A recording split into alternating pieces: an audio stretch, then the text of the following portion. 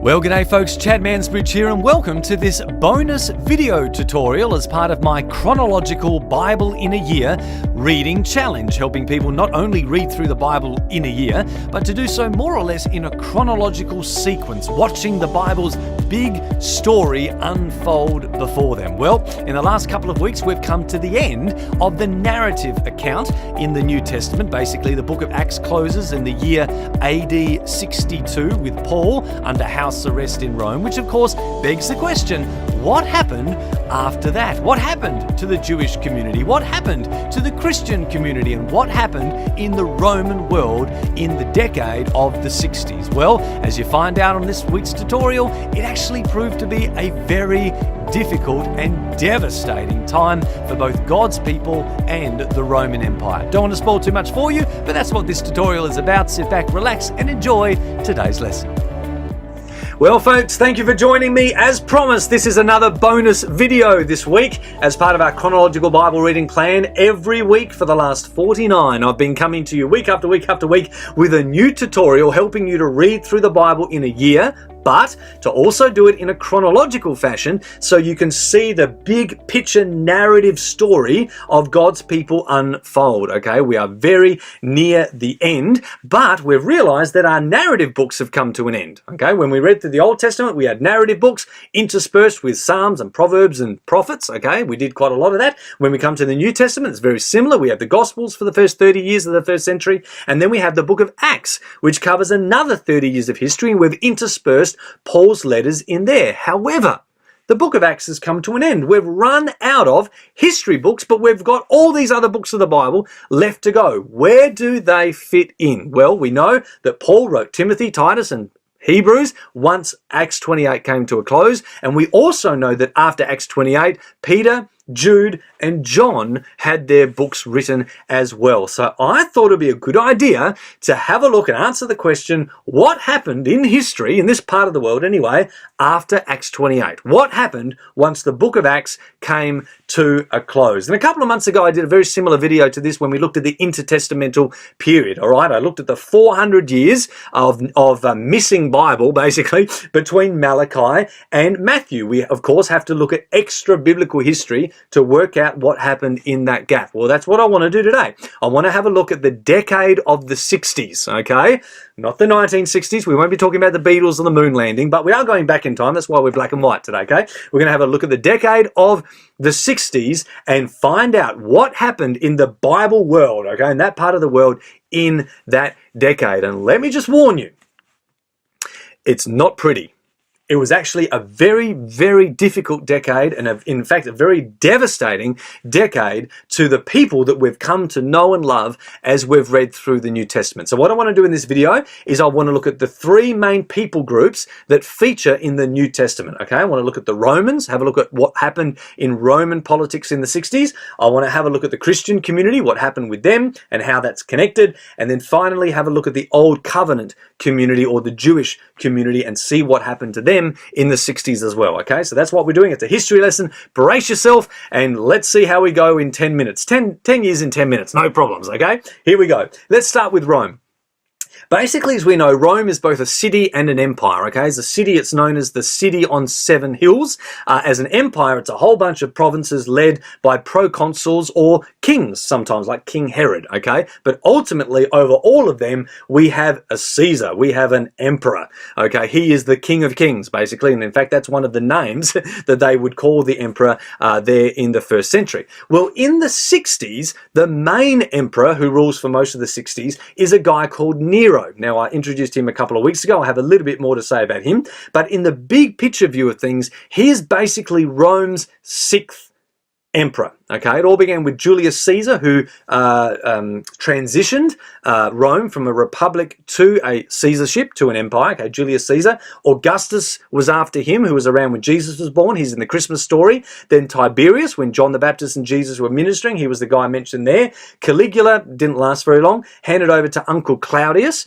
and Uncle Claudius was murdered by his fourth wife, and that's why Nero came in charge. So Nero was basically ordained, or whatever, as the King of Kings in AD 54. okay, and goes all the way through to the end of the 60s. When he kills himself at 30 years of age, we enter into the year of the 4 emperors. So in the year 68 and 69, there were 4 emperors in just about 15 or 16 months, all right? The first guy was around for about 2 months. He got assassinated. The second guy for 3 months. He got assassinated. The third guy was 9 months or something or whatever. And finally, the last guy, okay, Emperor number 10, was a guy called Vespasian, who came in right at the end of 69, December 69, and led for the next 10 years, okay? What's the point of saying all that? Well, basically, the 60s was a heck of a time to be in Roman politics. I mean, they had more emperors than Australia has prime ministers, okay? They just went through them like flies.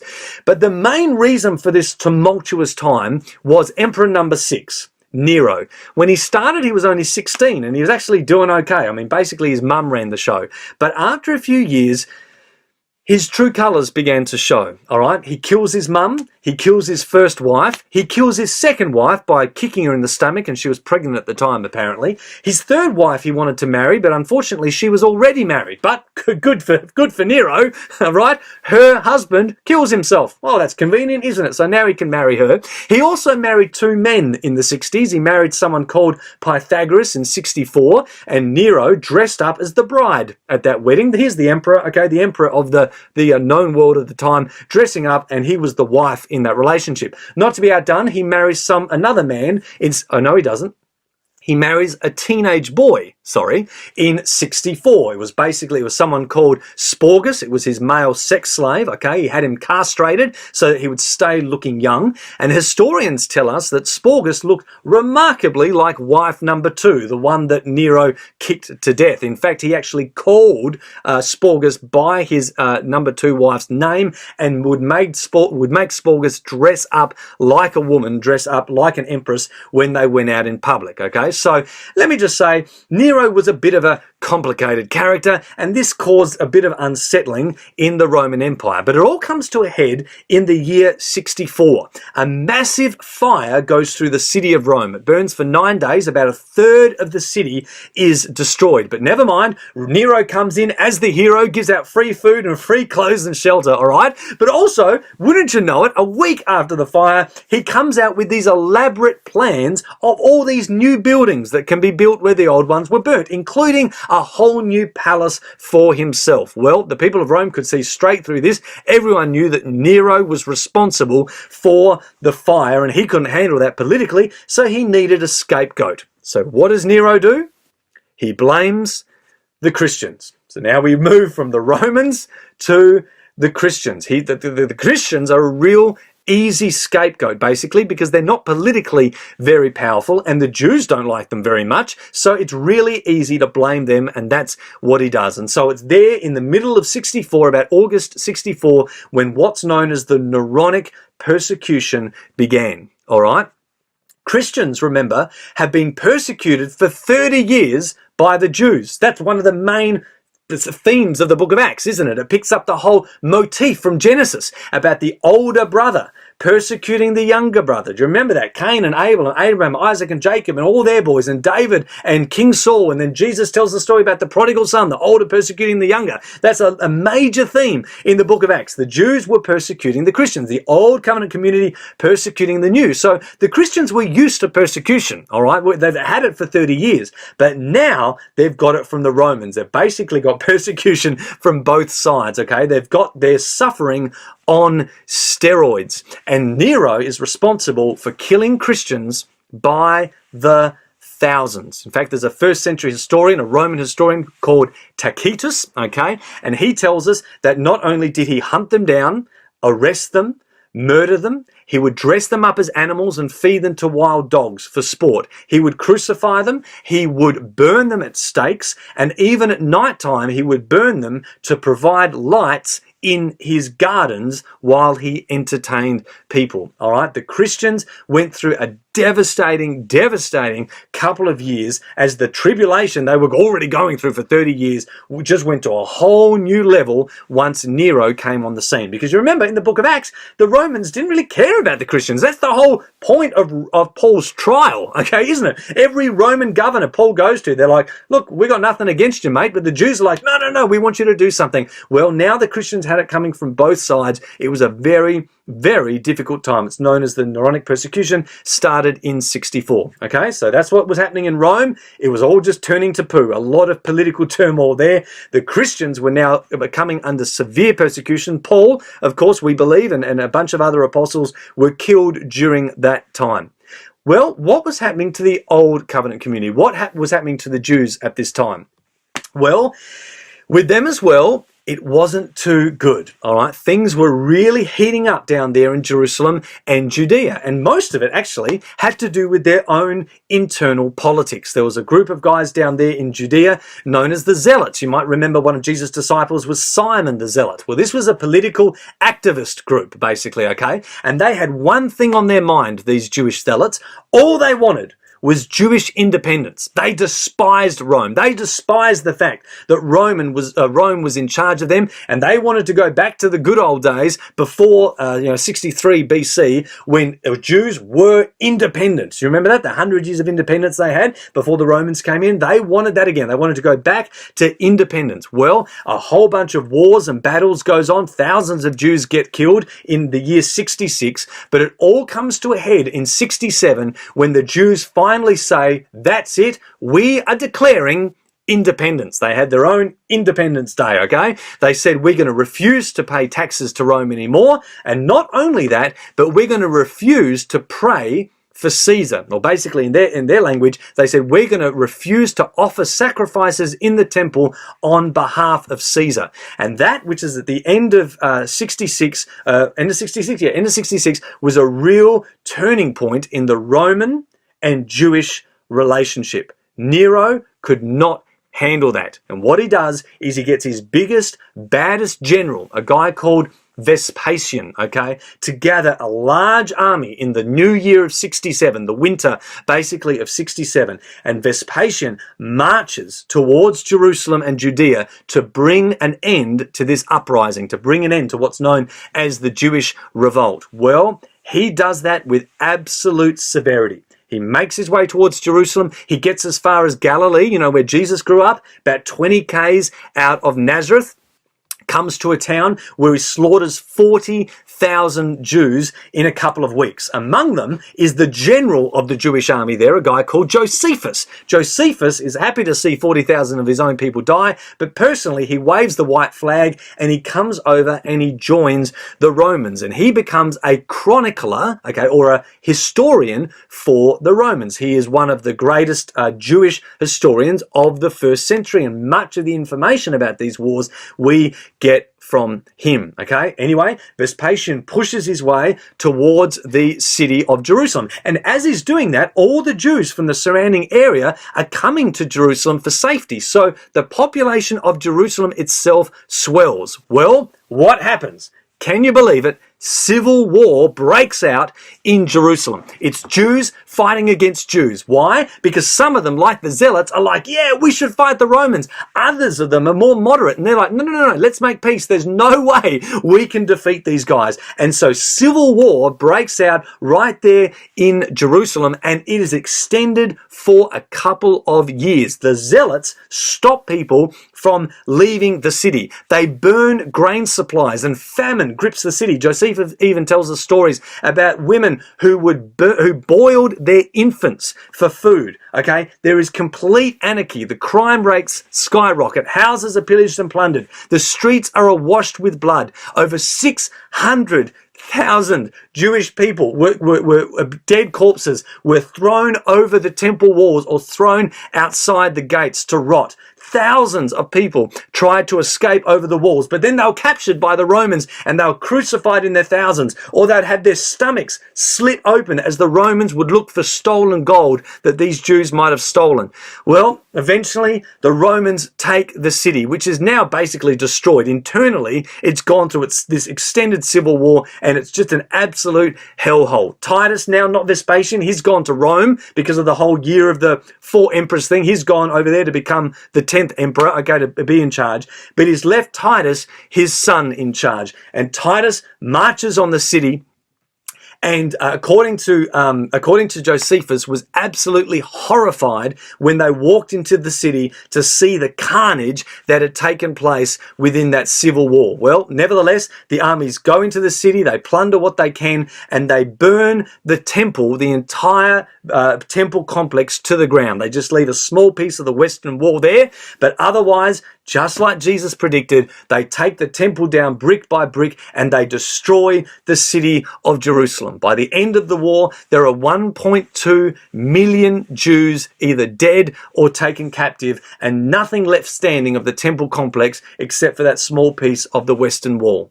Sadly, exactly as Jesus had predicted some 40 years earlier, when he said not one stone will be left upon another. When he quoted Jeremiah, remember, and said, your house, Jerusalem, will be left to you desolate. When he said, this generation will not pass until these things happen. And that was the moment, remember, where Jesus' heart was broken, knowing that this was going to come on God's city, okay, knowing that this day was going to come. And he wept over Jerusalem, and he says, oh, I've longed to gather you to myself. So, yeah, Jesus' words were vindicated, and, he was proved to be an accurate prophet. But I tell you what, this was something Jesus knew was coming, and it absolutely broke his heart. Well, according to Josephus, the day that Jerusalem fell, or certainly the month that Jerusalem fell, as coincidence would have it, was exactly the same day when Jerusalem first fell to Babylon under Nebuchadnezzar. Okay, remember that story right back in the Old Testament? And so the Jews mourn that day today. It's called Tish B'Av. Well, what are we to make of this? Well, I'll share one more interesting thing about this.